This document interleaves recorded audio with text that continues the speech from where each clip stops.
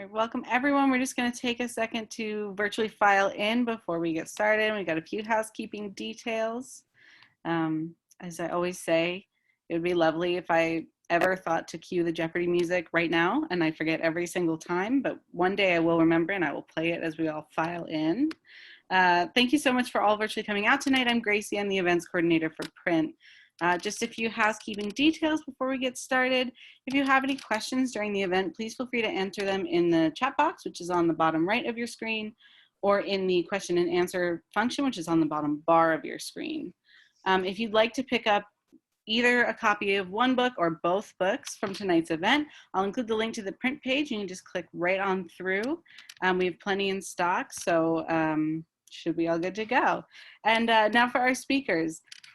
Debra Spark is the author of 5 books of fiction, as well as Curious Attractions, Essays on Fiction Writing, the anthology 20 Under 30, and Then Something Happened. Bonnie Friedman is the author of the widely anthologized Writing Past Dark, Envy, Fear, Distraction, and Other Dilemmas in the Writer's Life.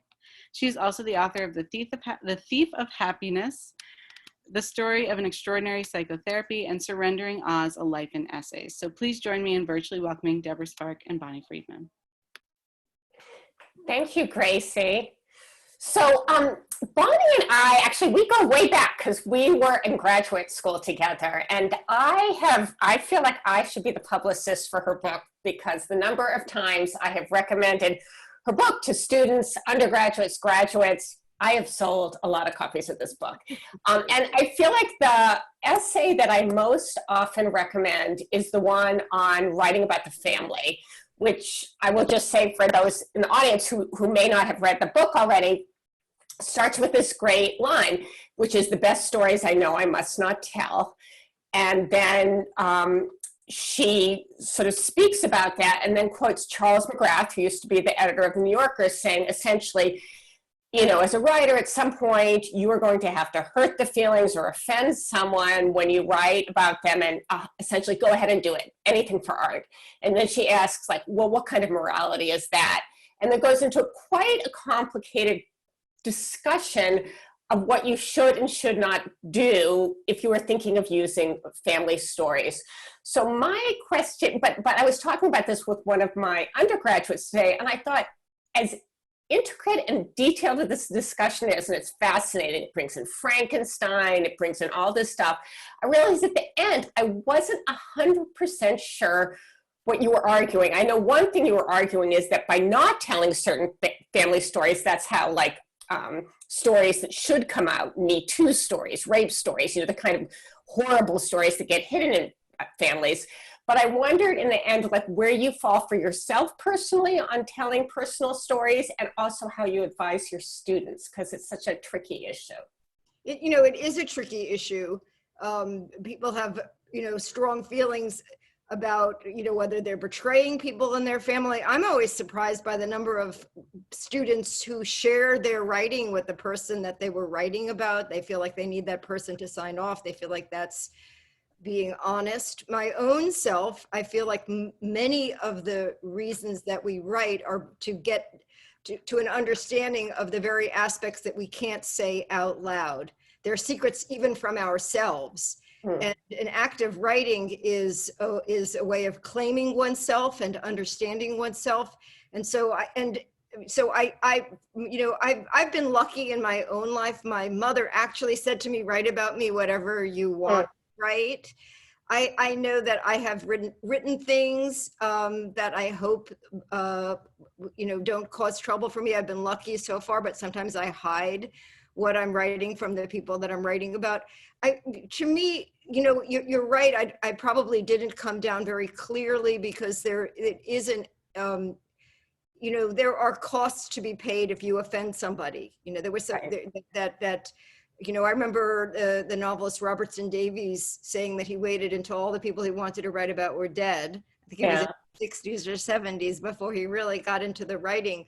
But to me, what I think about is that our audience is people like ourselves who are dying to hear these stories. And that I think Joan Didion is right when she says that writers betray other people. And it's a terrible thing to have a writer in the family. But where I come down is that it is an act of self-reclamation, and that the audience for your work is bigger than your family, you know. And so you know, that said, there are certain friends that I have not written about because I know I would lose the friendship. So I don't even admit it, as if their whole being is in, you know, and there are other friends that I know can handle it.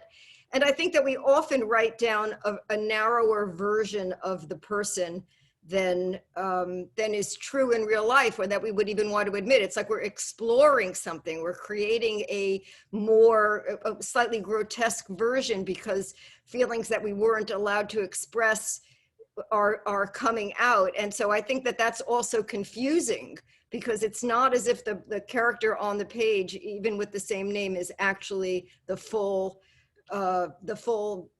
understood person that in real life, you know, you would. So I don't know, does that answer, does that? Yeah. Yeah. Well, and obviously, like, normally I'm talking to fiction writers, so they may be using an aspect of a real person, but then they're embroidering and stuff. But sometimes the real person recognizes themselves, and that's painful.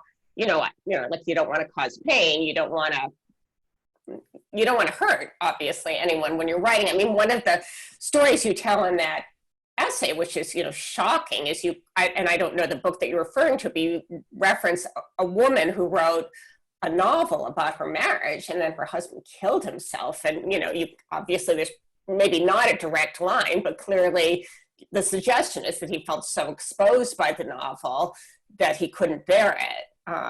So that always, you know, struck me. I thought, well, that's not acceptable, obviously. Right. That's right. You know, it's fun. I actually haven't reread that essay in so long that I don't even remember that. Oh. But you know, I think to you know, it is something, you know, it's a big question and something we all struggle with. I've thought often about somebody like Elena Ferrante, who has a pseudonym, and that gives her great license. And I think, you know, it's, you know, a wonderful solution. I struggle myself with thinking, would I publish this under my own name? But I must write it. You know, that makes sense. You know, I feel as if, and it's true that the things that I have the greatest drive to write are the things that they don't fit into ordinary conversation, because there's a certain nuance to them, and they are things I could never quite say to the other person, and so that has a quite great energy to it. And I think that's often the way with other people. I teach nonfiction writing, right, and very often people are writing about aspects of themselves that they've kept secret, that have had no other outlet. So let me ask you a question.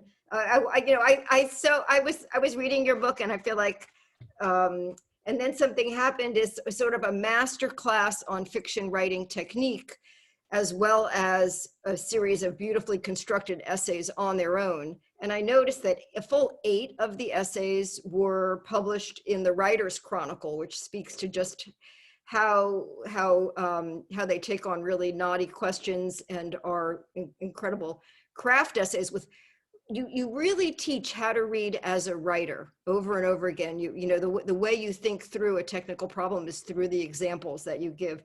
And I wanted to jump in and ask you a question about, you have a chapter about the way that artists have breakthroughs. And I thought that was so interesting. You said that that there are certain writers that, instead of staying put, and you give the example of, you know, Mark Rothko and Joan Wickersham. And I think that would be so fascinating if you could talk about, why do some writers, instead of staying stuck in their careers, have 1 or 2 like great breakthroughs that make them who we know them to be? Yeah, I can't remember exactly where I started writing that essay, but I remember actually talking to my old roommate from college, who's still a dear friend, and we were talking about certain visual artists who, you know, they do, like, if you look at a whole retrospective of an artist, often the early work, kind of derivative, you know, they're trying to be the people who they like to look at, or they're trying to be their teacher.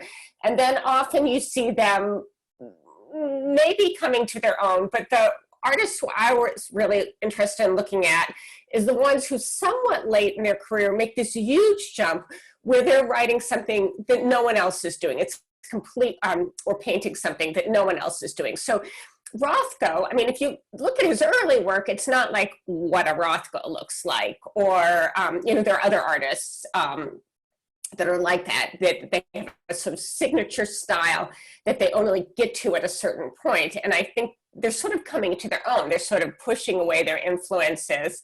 And I was just sort of interested in that for writers who, you know, I feel like at different points in your creative life, whatever kind of artist you are, you come up against kind of a dead end. Either you're doing the same thing over and over again and you don't want to do it, or you need to figure out what kind of writer you are as opposed to what kind of writer you admire. So you want to write like the writer you admire. So that's sort of what made me want to write that. And then there were certain authors who I greatly admire, including Joan Silber, who is I've read everything she's ever written. She's a really interesting writer, and everything she's written is good. I mean, everything's good, but she also did make this sort of leap, you know, relatively late in her career, where I think she was doing something that was only her. And it just sort of fascinates me. I mean, I don't think every writer does that. You know, some writers may never get to that point, but I sort of love seeing that over the course of someone's career. Let me ask you another question. I was remembering something. This is not in your book, but I remember at some point when we were both living in Boston, and you said you didn't think laziness made sense as like a word. You said if you look at children, they're always playing. You don't see children being lazy. They're always active. They're always creating. And something must, you know, something comes in to stop that always creating, always having fun. And I was thinking about it recently because I was reading Linda Barry's book Syllabus, where she talks about essentially trying to get people back to their pre-critical self when they could draw and just have fun with it. Which sort of interested me. So I'm curious about what you think prevents people from holding on to that and makes them not able to access their creativity, and also what for you enabled you to access your creativity as you move forward in your career. You know, that's true about laziness, that I feel like with, you know, with my students, I could give them a writing prompt and say, you're going to write for 10 minutes, and they could just go at any time, whether they're tired, you know, just at any particular time. I think what gets in the way, in part, it's the way that we are educated, I have to say. People feel like they're, you know, that we have so much criticism from authorities and criticism of ourselves. Like even before this Zoom meeting began, I was thinking I was gonna sit in my office and I have a door behind me, and I thought, oh no, I can't do that. You know, I was in a faculty meeting yesterday and there was that door, and I decided that didn't look right. So, you know, I feel like there's so much self-judgment that that gets in the way. And I see it with my students all the time. I feel like there's some of the most talented students that I've had, the most extraordinary ones, maybe because they're so extraordinary, very sensitive, and many of them have not continued writing, even though I know that writing was important to them, and others that had more grit and more of an inner conviction of the value of their work have been able to continue on and do valuable work. So this must happen to you as a teacher as well, where to me it seems, oh, it's like, you know, I feel as if everybody has a verdict which they carry with them, which pre-exists the actual work that they do. The verdict is just, this is good or this is not good enough. And some of us, the reason we keep writing and don't want to finish the novel is that we know the verdict is perched over the door waiting to just slam us as soon as we're done. So for your students, because of course I have students who are enormously self-critical, do you have something you say to them to try to get them, you know, to get that voice, that self-critical voice away so they can just do what they want to do or even enjoy it and, you know, play and have fun? Well, you know what, there's different things we do. One thing I tell them, I don't know if they hear me, but that everybody has such a different voice that you really can't compare. There's a Buddhist statement, comparison is madness. And each one, as a teacher, we know, like, it's like when you hear people trying to sing together who don't know who have to put their hands over their ears. I just said, like, each one of you, they sort of figuratively need to do that to really focus on your own work. And also, I'm a great believer in that writing is a muscle, and the more you do it, the easier it becomes. And I think that people then feel the confidence of it. Yeah. With you, the other day we were talking, and again, for people who haven't read Bonnie's book, it's unlike my book, which is sort of more craft-based. She deals with process issues. So there's one essay about envy. There's one about sort of fear of writing. There's one about sitting down and getting distracted. There's one about wanting a mentor in an academic setting and not finding one. And you were saying the other day that the envy one isn't as alive for you anymore, that envy isn't an issue for you anymore. So I had two questions. One, which of the essays feel like it's still an alive issue for you? And if you were going to like rewrite this book again, or write it for, your older writing self as opposed to maybe your younger writing self, do you know what issues you would want to tackle? Well, it's interesting because the envy, I remember asking a psychotherapist years ago, what does envy turn into? And she said gratitude. I didn't believe that would ever happen. She was very much into the school of Melanie Klein. I didn't believe that would ever happen. And that has happened for me. And the way it happened is I acclimated myself. I used to just have a rule. I could only read the books that evoked envy when I was on the walking machine at the gym. When I left, I would close that. And then I started to read. And what I discovered is that the books that I was avoiding, the books that evoked the most envy, were the ones I really learned from. They were by women, they were by contemporary artists, and they were trying to solve the problems that I was trying to solve. I learned so much from them. So, so I would say, the envy still interests me very much, maybe because I have evolved away from it. If I were going to write another essay for the book, I have two things I would write. One is that much of the rejection that one receives as a writer, some of it is systemic. Like there were things I was writing about that weren't of interest to the editor because they were asking a different question. Maybe I was writing about something to do with women's lives. I wish I had known that because I took all of those rejections very personally. I guess that's a big one. Let me ask you a question. One of your essays is about, it talks about how writing could be very dangerous for some people. That you have, all the topics are very interesting. You have an essay about how to make uninteresting material in the way that it's told of interest. You have one about how to end strongly. But I was interested as well in this one about, you talked about David Foster Wallace, and also a man that you knew who had been advised not to write because it was dangerous for them. And I'm just wondering if you would talk about it. Yeah, well, it's interesting. Most of the essays in my book started life as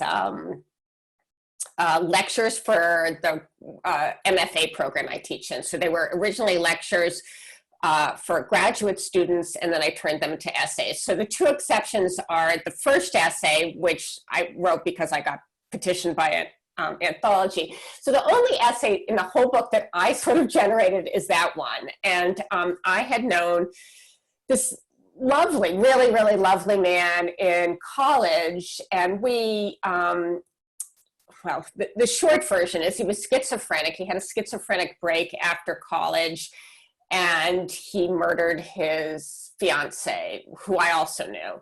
And when it happened, I think everyone who knew both of them was just horrified and shocked. And for a long time, I thought I should write something about this. And then I thought, no, it's not right. It's not right. It's not right. And then finally I did. And I actually started to write a book about it because I just thought there were so many issues to explore.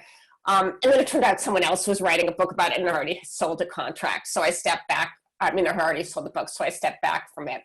But what interested me in terms of writing in this story is that this man who had killed his fiancée, and also David Foster Wallace, who I met in Cambridge, and not that long before he went into McLean's and started to get clean.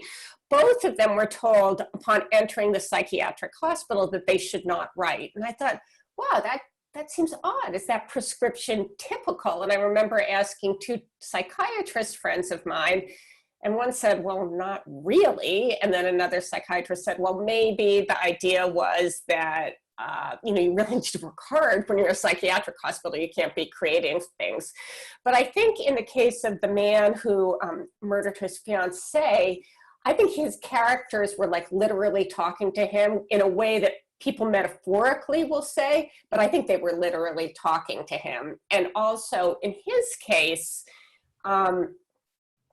I think he went off his meds so he could write. And then going off his meds so he could write, he'd gotten a very fancy contract to write about his experience, was obviously incredibly dangerous. And it made me think, actually, this is a little bit of a non sequitur, as I just read an essay by Leslie Jameson that was in the New York Times talking about becoming sober. And she was talking about the whole myth that you need, sort of the myth of alcoholism in writing, and actually talking about David Foster Wallace and some sort of notion that if she stopped drinking, she wouldn't be able to write. She wouldn't be able to access that creative part of herself. And in both David's case and this other man's case, I do think that they both thought that if they went off their meds, they would be able to better be in touch with their creative self. But it made me wonder if for some people writing is dangerous. Like, is there anyone who should not write? I mean, often, like, I've seen things where people are encouraging people to write because it has this therapeutic benefit. And I think maybe if you're not a writer, it has a therapeutic benefit, but I think it's more complicated for someone who sort of declares themselves a writer. So I was just wondering, is it ever the case that art is actually dangerous to the creator? I've had a guest in my class who had written a memoir. She had left a Hasidic community, and there was a lot of trauma in her past. And I remember her, to my surprise, saying that it had been so upsetting for her to write this book that it was, that it took her a long time and it felt dangerous. And she was telling the students sometimes that can happen. I have not experienced that. As a side note, I must say that after David Foster Wallace died, they cataloged his library, and Writing Past Dark was in the library of the books he owned. And he also used to annotate his books. And I've always been terrified to see what he might have said about Writing Past Dark. I was very surprised he owned it, though. You wouldn't think he would. Yeah, well, it's interesting you say that, because we were friends when we were young, and I have a lot of his books, because at one point, I actually was telling my undergraduates this, he was moving out of an apartment that he shared with Mark Costello, who's another writer, and I went over, he didn't have a broom, it's like in your 20s, the girls have the brooms, the boys don't have the brooms, and I went over with my broom, and he was throwing away things, and he was throwing away manuscripts. So wow. He did throw, and I don't know, it's like, don't do this, you're gonna want them at some point, don't do it, but he's throwing away, but he's also throwing away books, so I took them. So I actually have some of his books with his notes in them, and one book I have, and I was like, maybe I should give this to someone, is he had written what ended up being a pretty influential essay about a book called Wittgenstein's Mistress by David Markson, who's a very experimental writer. And I think that essay kind of brought Markson back into maybe public consciousness. So I have the essay, I only read it because he reviewed it and he said, oh, you have to read this. He had been a philosophy student in college and then a grad student. I had been a philosophy student. And I actually loved the book, although it would not be everyone's cup of tea. So I have it with all of his notes. And I know that this ended up being an important review that he wrote. So I feel like, well, I probably should give it to someone. And yet I haven't, and I have these other, assorted books scattered just because I took these books back when I was in my 20s.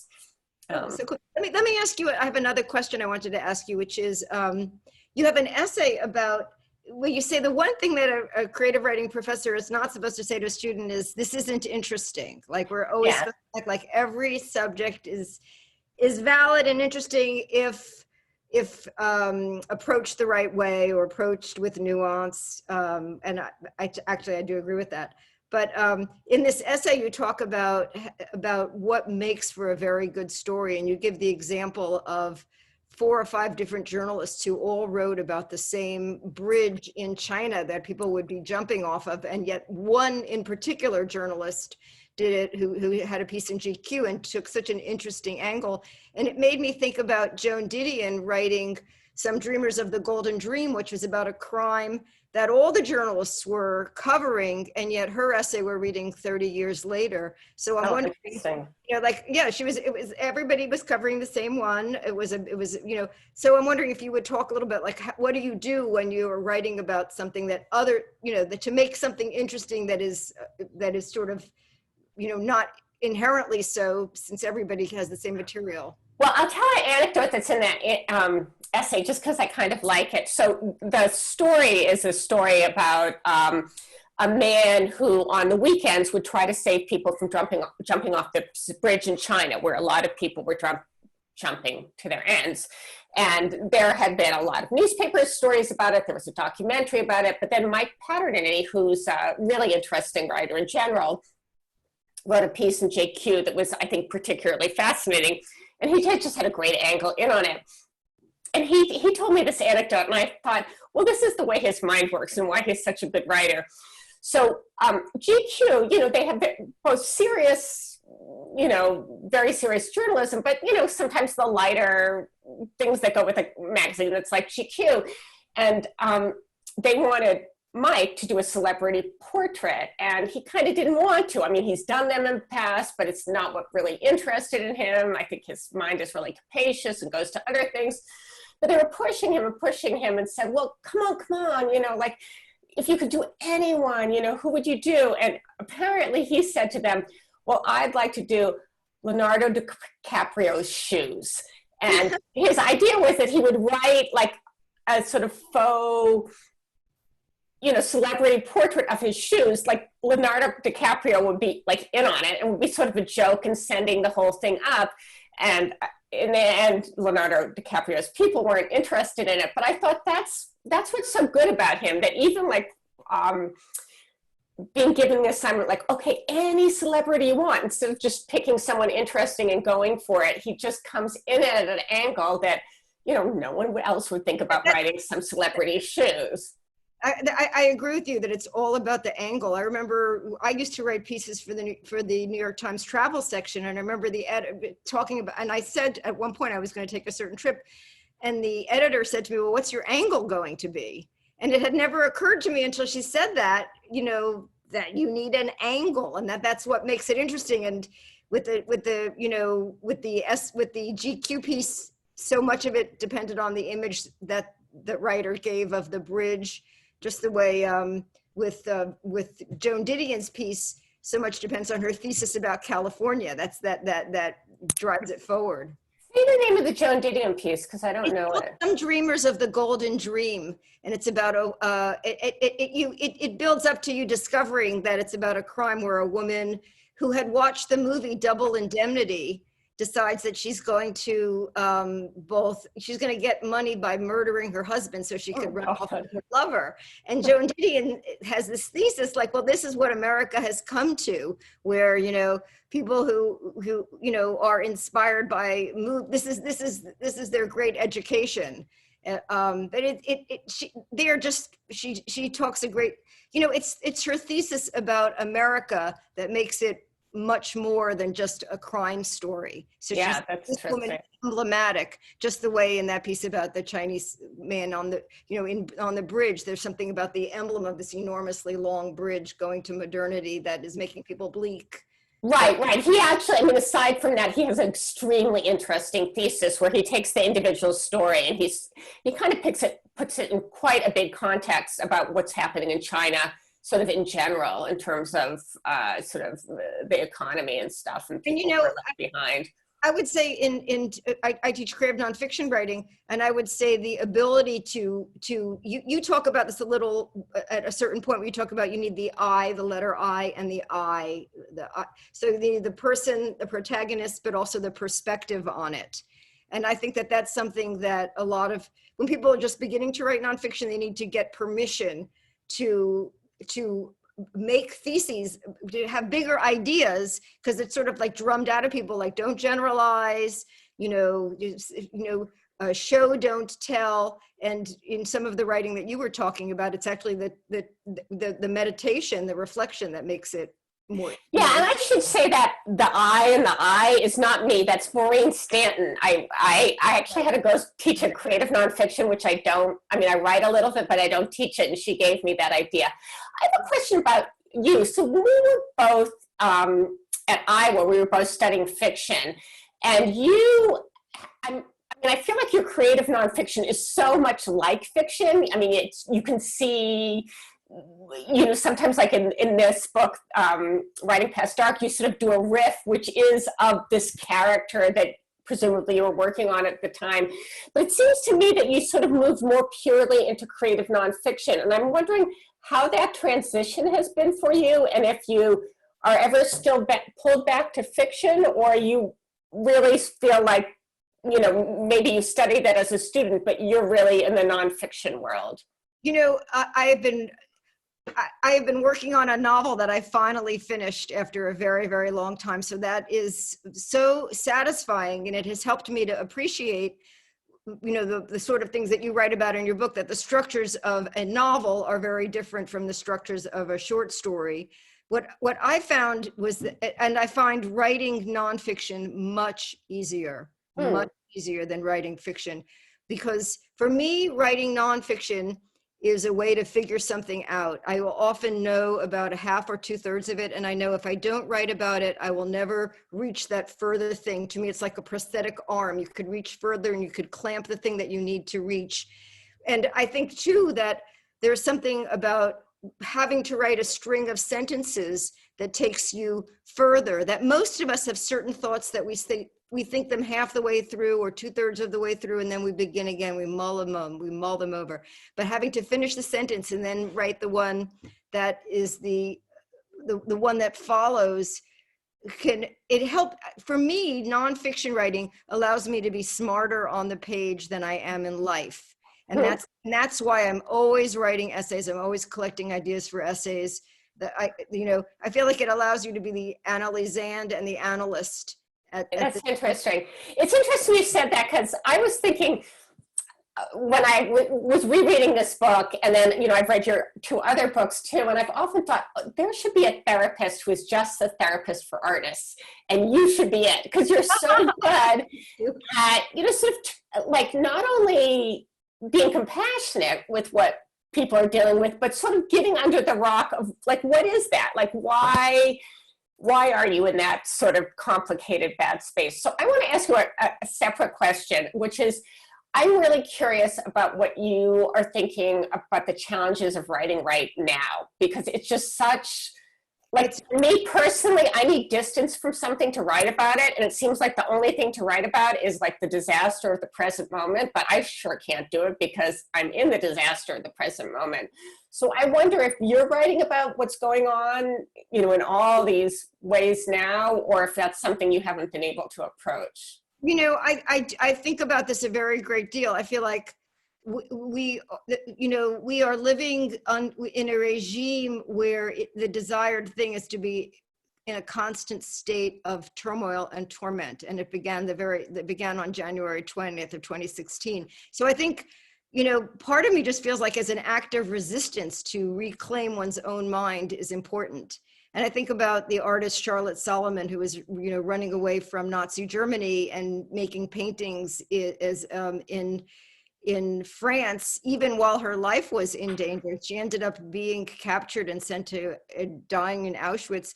But while she was on the run, she created a whole big body of work, beautiful canvases that they're expressionistic, with long angles and bright colors and very autobiographical and very beautiful.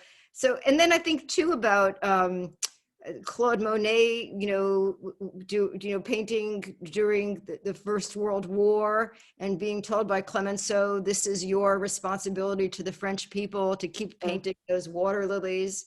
So, there's some way that I feel like it's an act of resistance to reclaim one's own mind and not to be in a state of turmoil. I do it, but there's, I think to some extent, denial of what's going on around is the only way I can manage and not feel flooded. Hi, Gibson. You've joined us. We must be Hello. coming to Q&A time. That was great. Thank you, Deborah. That was Thank so you, Bonnie. Thank you. I Thank hate you. to jump in here because I'm loving these questions that you two are asking each other, but we do have a bunch coming in through the chat and the Q&A function, and folks who are still on, feel free to throw in. We might have room for more than that's been asked, but maybe not because there's some good ones here. So the first one is from Jamie Wolf. Oh, Jamie. That's a college friend. Great. He says, it's a question for both of you. And he says, has anyone ever written about you, and how did it make you feel? Did it change how you view writing about others? That is You go first. The answer is yes. I was visiting a friend and I saw on his desk certain things that he'd written about me, and they were very wounding, and they were intimate and wounding, and he stayed my friend somehow or another. But it did show me, like, ouch. It was the things that, the kind of things where you wish you had never read it, you'd never heard it. So yes, and it was an acutely pain, and I still remember the details that he wrote, and it was painful. Nevertheless, I feel like it's his right to do. I wish I hadn't seen that part of his id, but okay. Yeah. Yes, but not that much. I have a lot of writer friends. So I saw, actually a friend, I read something in draft. I was like, oh my gosh, that's me. But then when the book came out, I was gone. And then Jamie, since Jamie's asking this, I remember Polly Schulman, who's also a friend from college. She did this hilarious thing. This is when we were all young. She worked at the Village Voice, and she wrote a book review of a book that didn't exist. And there was one little phrase I knew that was about me. And I remember reading this review and thinking, gosh, this is Polly writes such good reviews. This one's a little off. And I didn't realize it was a non-existent book, but that seemed funny when I realized it. So what about you, Gibson? Because you're a writer too. Has anyone ever written about you? I don't think I've made it I have not recognized myself anywhere. Let me put it that way. So It's a very interesting question, because in my case, it was something, it just felt very intimate. And and unlike overhearing something, so it's an interesting point, very interesting point. For sure. All right, so Caitlin wants to know, so Caitlin writes, in her book, Debra writes of suspense and surprise and how to keep the reader curious. I wonder about her practical techniques for achieving this. Does she outline a novel with this in mind, or is it something she looks at more in the revision process? And this is also a friend.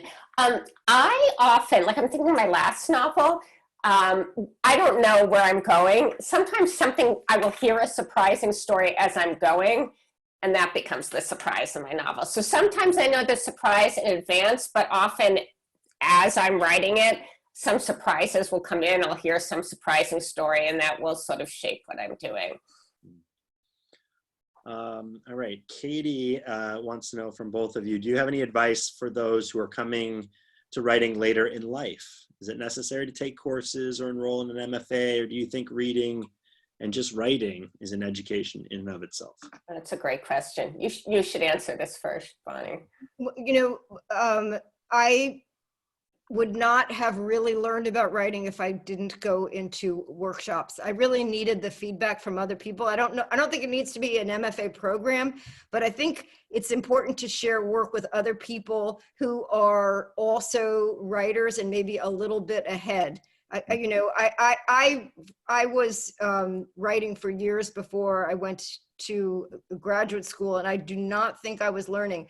I had more and more. I had like a 1,000-page novel I brought with me, and I didn't have any sense of how to put it together. So I think my own experience tells me it is extremely useful to share work with others who know how to give helpful response, and also to be part of the discussion of other people's work, because I think sometimes you recognize what you're doing when you hear it being talked about in regard to somebody else's work. So I don't think it's enough, myself. Maybe if you're brilliant, but I wasn't and I couldn't. You know, I think people often say, you know, about writing programs, MFAs, because there's often, I mean, there are naysayers, obviously, about those programs, but I do think it sort of hastens the process. And I'm a real, you know, not to be a publicist from my own program, but I teach at an MFA program, a low residency MFA, and there's one here in Maine that's very good, and there's a handful across the country.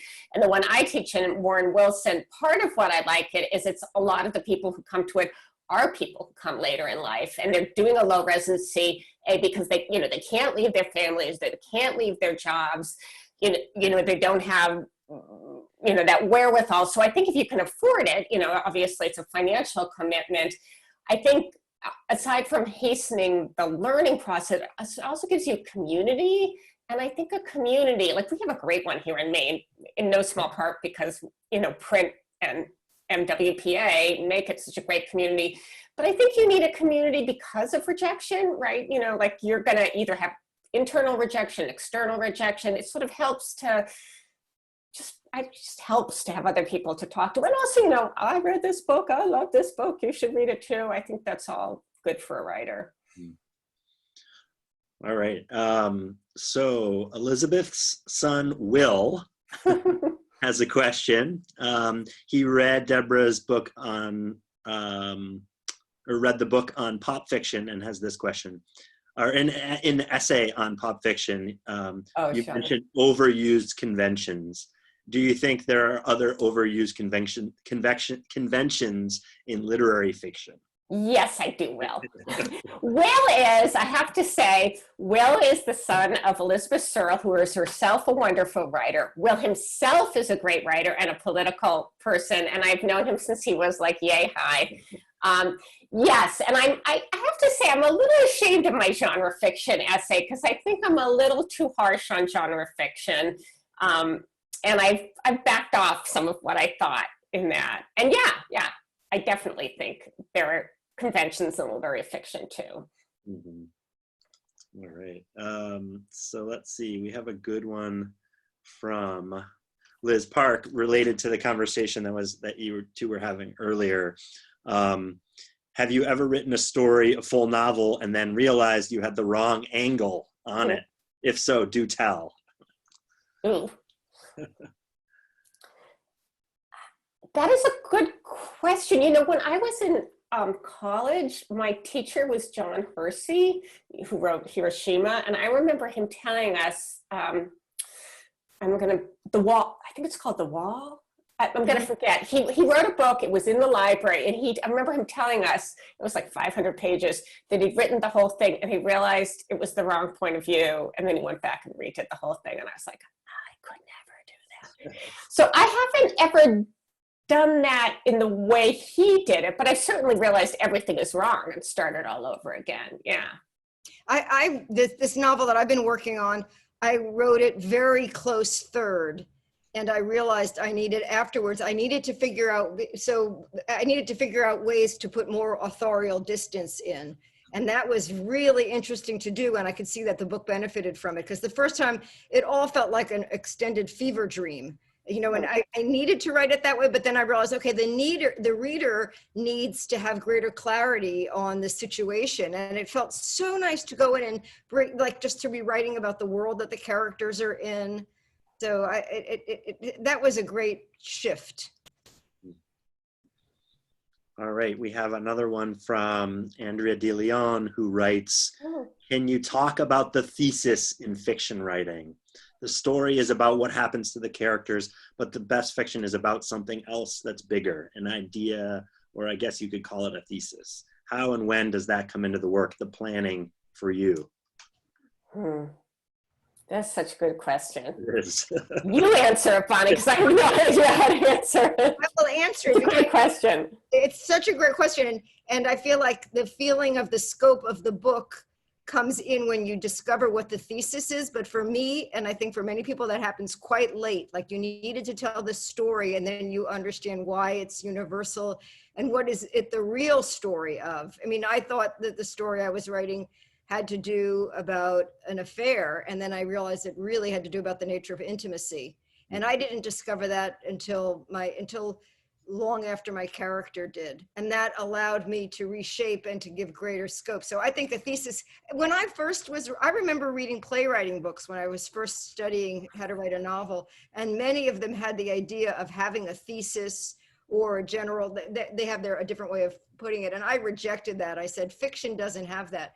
But I think novels very often do, and it gives it a sense of scope. And it comes in late, I think. What do you think, Deb? It's funny. Well, I don't have an answer for myself, but I was thinking about this issue. I just read this book called The History of Wolves by Emily Friedland, which is fascinating. And it's, at one point, she must have realized, essentially, she was going to compare the thought process between Christian Science thinking and pedophilia. Like, who would ever put those things together? And when you're reading the book, you keep on thinking, like, how is this all going to come together? And then it comes together so brilliantly. And then there's also, it's called The History of Wolves. And at some point you realize, oh my God, all these characters are wolves. That this story is the history of wolves, although you're learning about wolves. And I have to say, I had that exact question. Like, at what point did she know this? Because it's one of those novels that's like a puzzle. Every little part fits together. And I thought it was brilliant. And I so wondered, like, where did it come? Like, because on the one hand, I couldn't imagine knowing all that from the get-go. And yet at some point, she had to know it because there was nothing extraneous. All right. There's lots of writers on these chats asking questions. It's great. Allison Page is wondering, what craft book do you find yourselves returning to again and again? Well, aside from Bonnie's, Right. I really like Charlie Baxter's Burning Down the House. I know that's a really popular one. I love that. What about you, Bonnie? There are many, and nothing is leaping to mind, but because, let me answer that in a minute when it occurs to me, because I was going to say E.M. Forster, but that isn't really it. I've read so many of them. What I've learned so much from is the morning after I see a movie, I try to write down the structure of it. I've watched over and over. This is not on that point, but I've watched over and over The Graduate, and then I've read about the making of The Graduate, and it's so beautifully structured. That's why we're still watching the movie. That Mike Nichols' way of structuring that, the choices that he made, the use of color in there, the economy of it, and I guess even more than I read so many craft books, and I've read many about playwriting. Frankly, I think my favorite craft books are about playwriting because they illuminate the structure in such a dramatic and stark and economical way. Okay, David Mamet's Three Uses of the Knife is great. Oh, I don't know that. David Mamet's Three Uses of the Knife is really great. Yeah, I've used that in classes. It's wonderful. Yeah.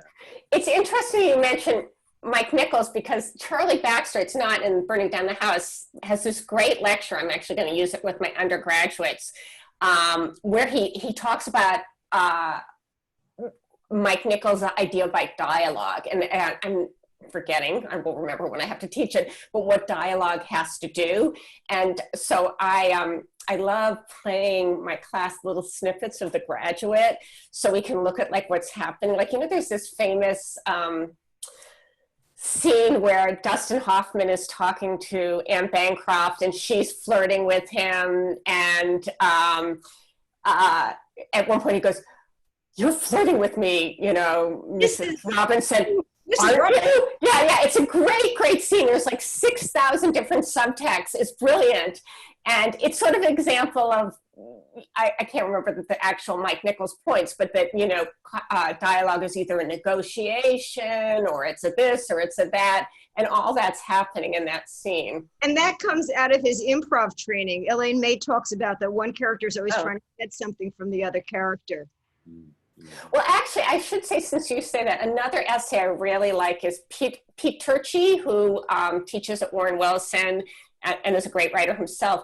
He has this great essay called Power Plays, where he talks about how some stories are really just about the exchange, like the scene is just all exchange of power back and forth. And with my undergraduates, we were looking at a Chimamanda Ngozi Adichie story where like there are all these different kinds of power, like class power, power because one person is attracted to someone who isn't attracted back to them, and how those things just keep on shifting and how that can be what drives the story forward.